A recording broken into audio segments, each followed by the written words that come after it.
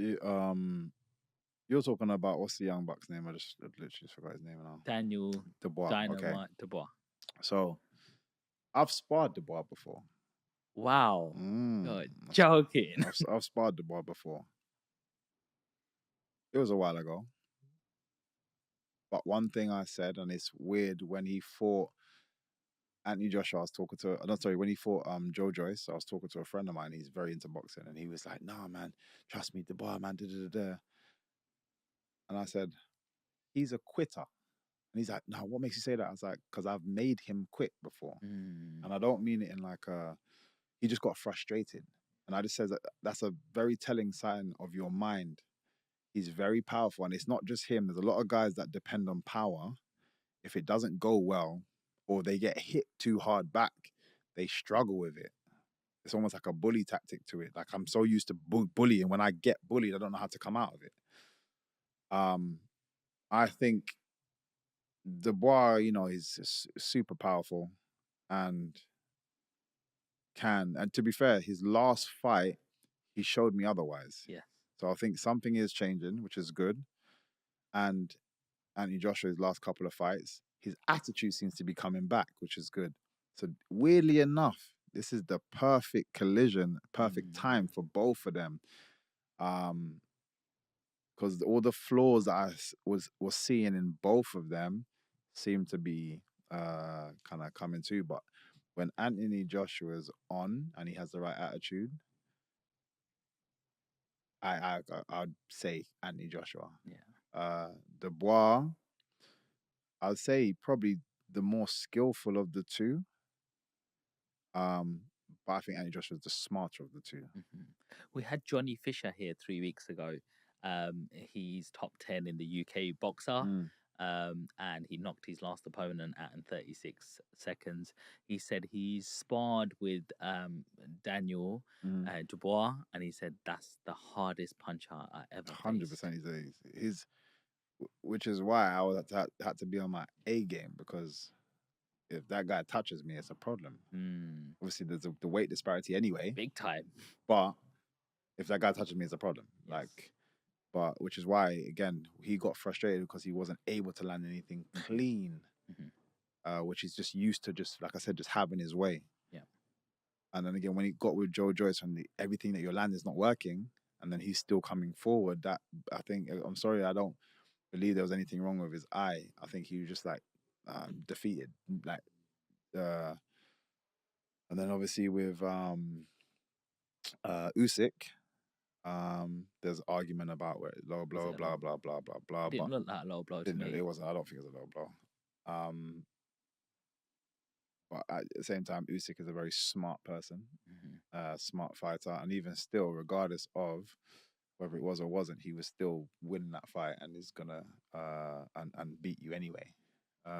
Pretty much on the same kind of thing. Again, I think sometimes he gets overwhelmed. If Anthony plays a very slow paced fight, he likes to be a bit more slow paced. If he plays a slow paced fight, it might maybe work against him. If he has that like the aggressive attitude and keeps the pressure on him, I think it will work against Dubois, because like I said, I've just seen him get frustrated too often and lose his head. But like I said, over the last couple of fights, he seems to have changed. So it's a good fight. It's a good timer for it. Yes. You got Tyson Fury versus Usyk ×2.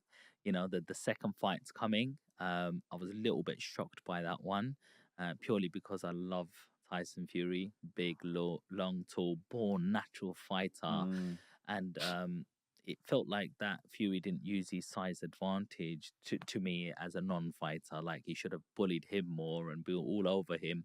How do you see the next fight playing out, or do you know anything inside? Yeah, it was a weird one to watch. I'm a fan of both of them. Big fan of both of them. I think Usyk, again, just a talented boxer, but so is Fury in his very awkward style, especially with his awkward size and length and so on and so forth. And it was a weird one, because I literally felt the first, Usyk was right to push the pace, but the first 2 rounds he felt like he was kind of just figuring things out, and then he just started to kind of like slowly just like come back, and then he dropped him, and I'm like, oh, this is game over. And then randomly Usyk, it's like he just took his foot off the pedal. And I up till now, I don't get what happened, because he didn't look that tired. He just was like, I don't know, maybe playing with his food for a bit too long. And then Usyk started to come back. Usyk caught him with a couple of shots, then dropped him, and then it just swayed again. And rightfully so, Usyk won that fight.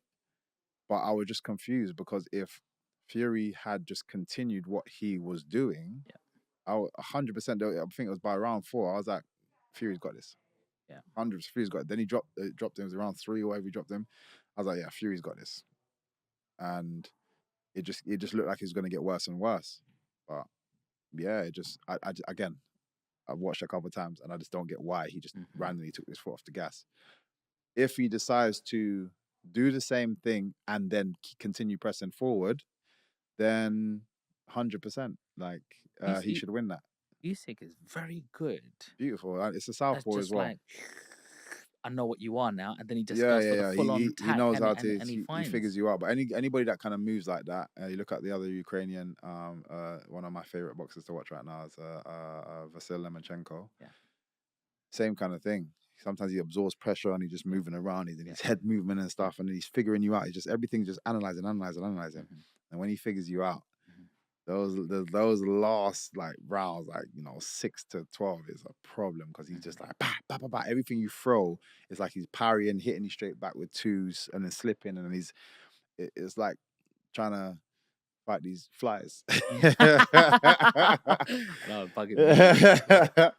But it's Usyk has that ability. So again, if you don't try to kill him early and just keep that pressure on.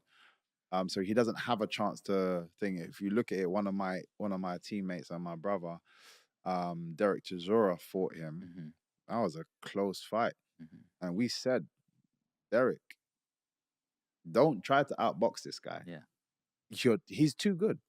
You cannot outbox somebody that has this amount of rounds and has just been in it just on his amateur career alone, then his professional career. You can't outbox somebody like that, so don't try to. Oh, you can bully the hell out of somebody like that. You have to.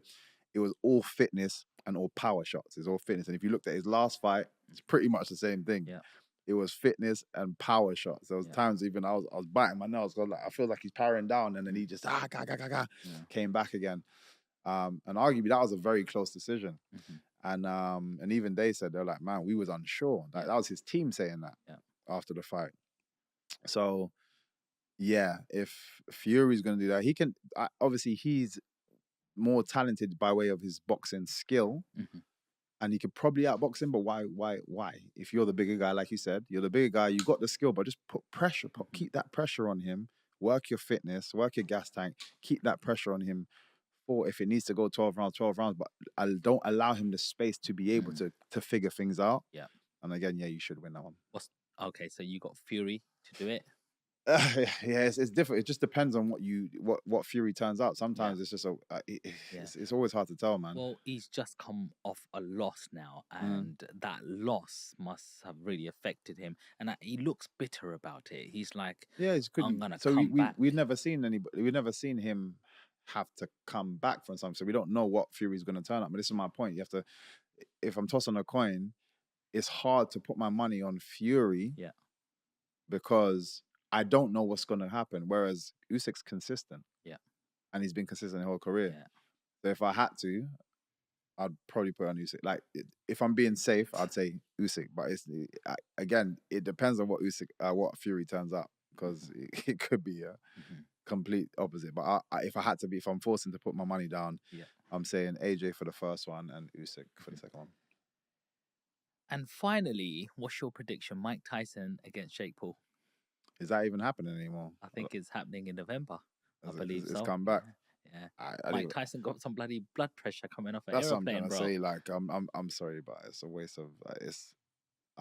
I love Mike Tyson. Yeah.